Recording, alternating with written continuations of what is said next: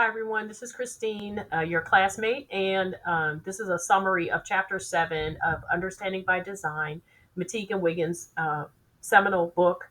And their title is Chapter Think Like an Assessor. So, on this slide, these are the two main questions that I ask myself, or I use to summarize the author's concerns in Chapter 7. So, assessment represents the second stage of backward design. And in my opinion, McTighe and Wiggins really want us to ask ourselves as teachers, instructors, designers, when dealing with our students and implementing our lessons, how do we know learning has occurred is number one.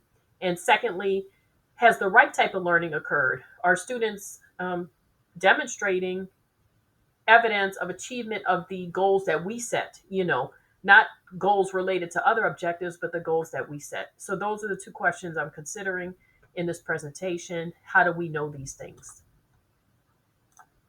So as I mentioned or hinted at previously, McTighe and Wiggins deal with the question, what kind of evidence is appropriate to assess students' mastery of the desired learning outcomes, which were established in step one of backward design. Assessment is not, as teachers, we're performers, right? So we have to fill the time, and we have to get grades. But they're kind of trying to break our mindset with that. We're not using assessments to generate grades, but we're determining whether the learners, and they use the analogy of a jury, are they presented with enough evidence to conclude that learning has occurred? Okay. So alignment is key. Okay, so assessment is a continuation or continues the loop of intentionality, is how I word it, in which the accuracy of students' knowledge, whether they get an answer right or wrong, is not the only or the most important consideration. We come to the vocabulary word, the term transferability again. How is the knowledge that they possess or they obtain, how is that used in realistic applications? So, thinking of it more of a verb than a noun, their mind is not a bucket to be filled, right? So, transferability is the goal of learning. And the assessment determines whether transferability is likely to occur or has occurred. So in that sense, teachers are encouraged to not think of themselves or not fulfill the role of activity planners, right? But to think like assessors. Okay. So a lot of times as teachers, we make the mistake of, as long as we get the students engaged and get them excited about learning, that's the most important consideration. No, we have to be intentional, and we have to align the assessments to the desired learning outcomes. A couple of examples are given of misalignment. So you have, it's the 100th day, and the kindergartners are told to bring in a poster with 100 items glued to the poster board. Okay, well, that's very engaging and exciting, but what if the desired outcome is to understand place value? How does this assessment demonstrate that?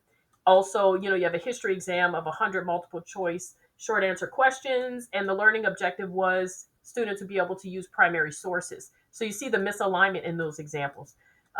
Conversely, there is an example of a properly aligned assessment that has students design a nutritious, healthy menu for diverse groups, and that is based on the learning outcome of understanding healthy eating, and that's an application of a real world application of understanding healthfulness.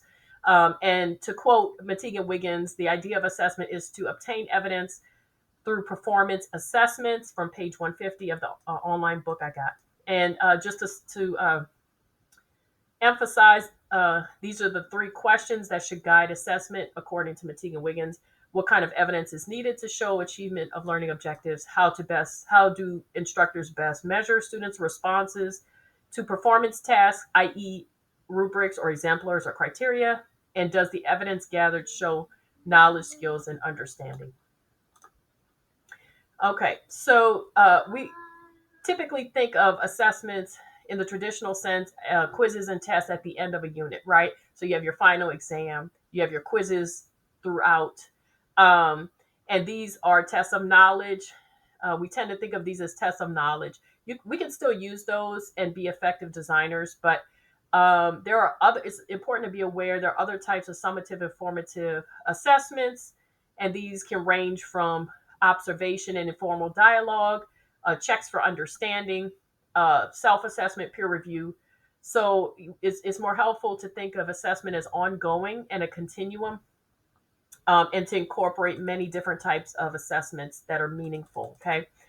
There's not one single event of assessment. McTighe and Wiggins says it's not a snapshot, it's a scrapbook. And that kind of, I don't want to think about hierarchies again, but the pinnacle of these, according to the authors, is performance tasks. Within performance tasks, students use knowledge within the context that the knowledge is required.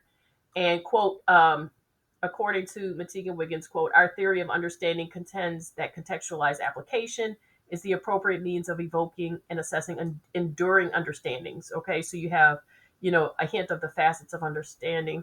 That's from page 152. So performance tasks, just to define them, they replicate the use of knowledge in realistic scenarios.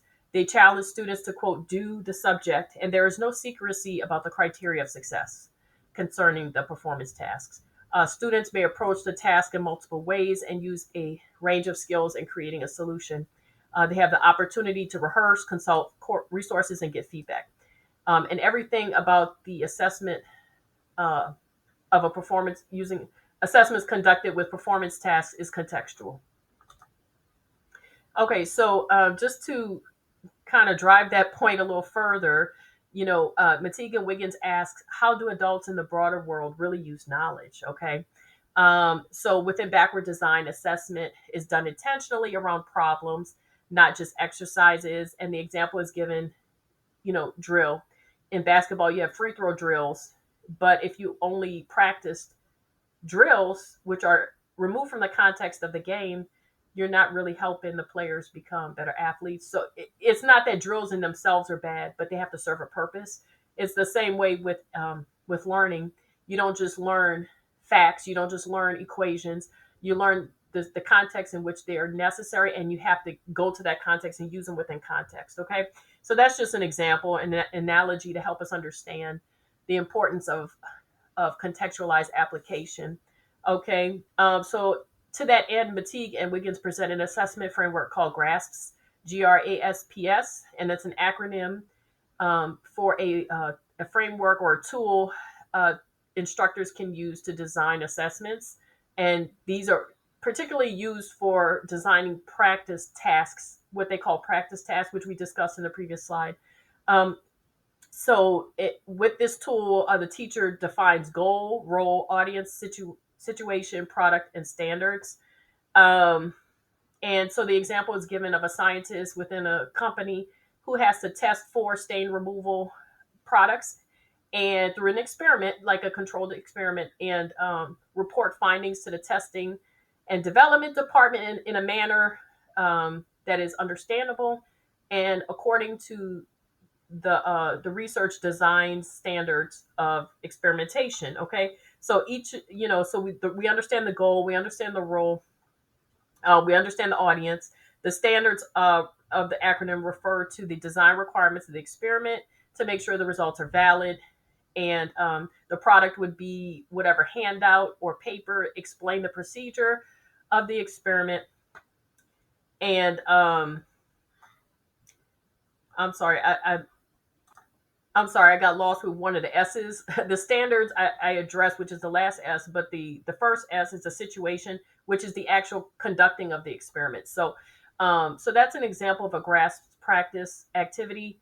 And two other examples I wanted to cite. One would be for middle school math students to produce a garden in the shape of a logo. If you look at it from above, you could see the shape of a logo by the way the different parts of the garden are arranged. So that applies to geometry.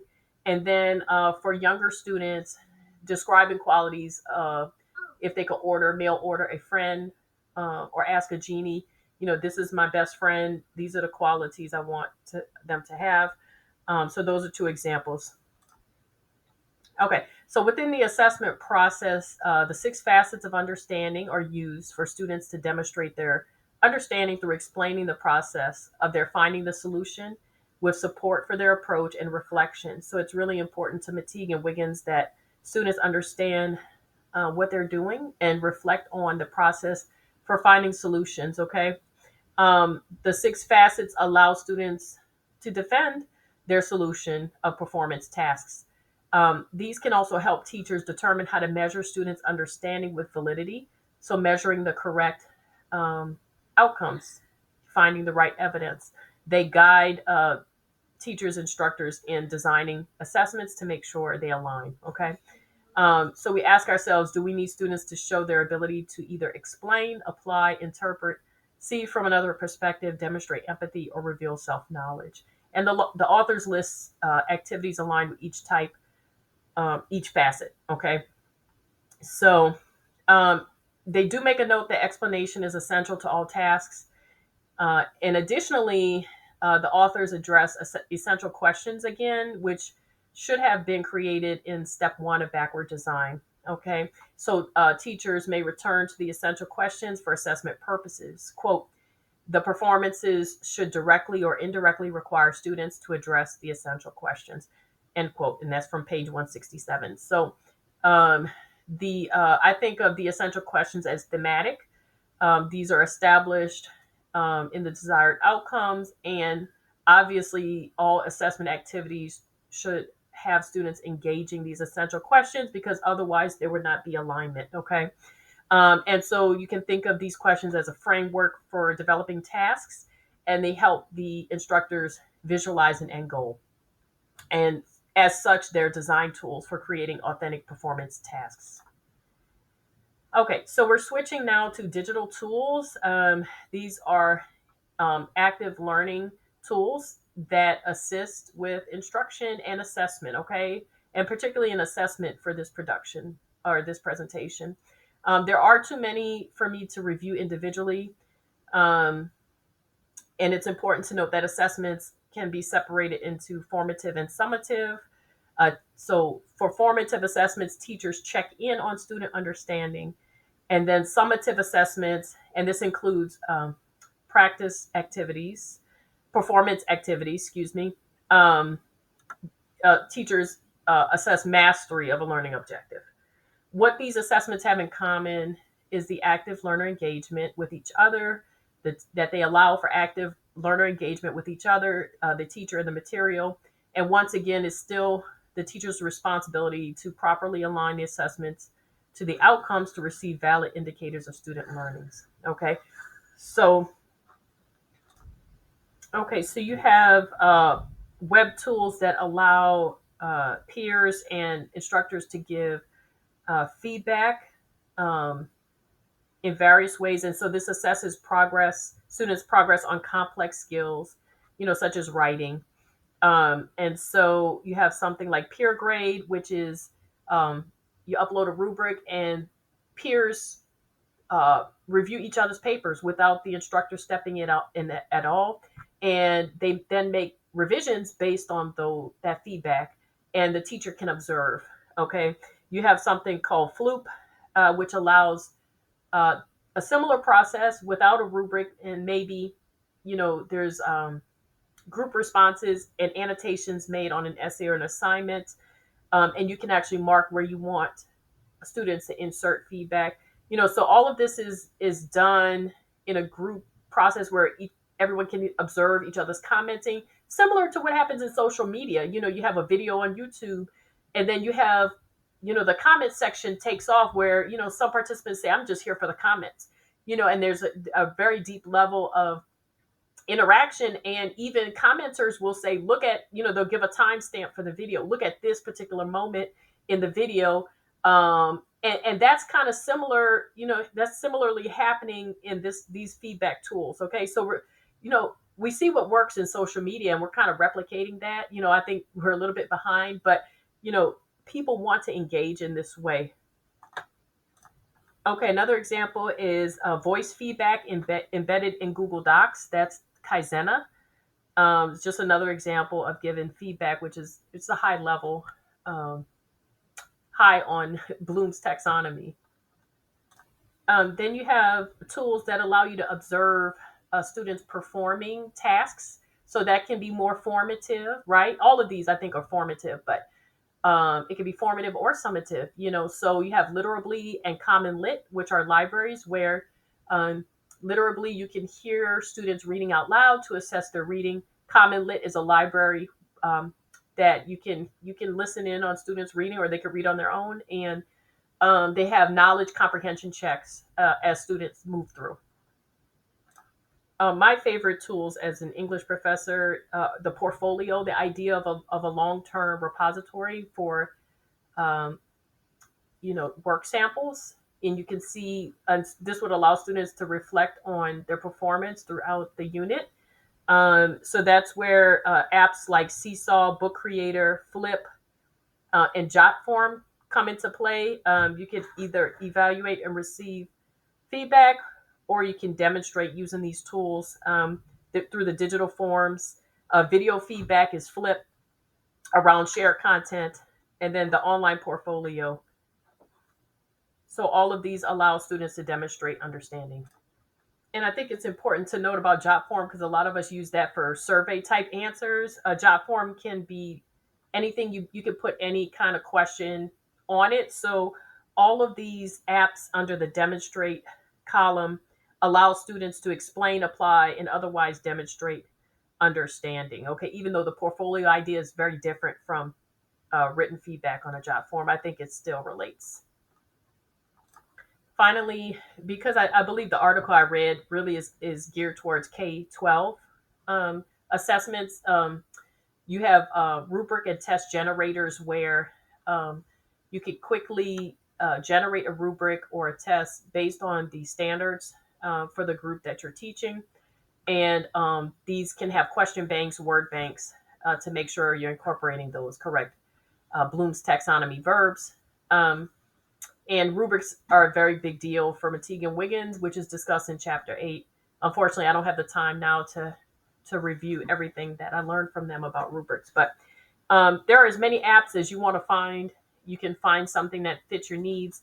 But once again, the importance is just being intentional with choices and using them actively as they're designed. So just to emphasize again, to summarize, I guess, assessment is the second step in the backward design model, created by McTighe and Wiggins and discussed in their book, Understanding by Design.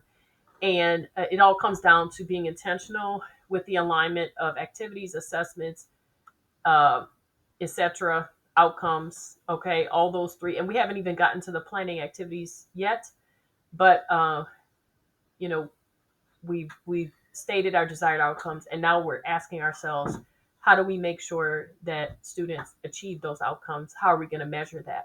And that is the point of this chapter.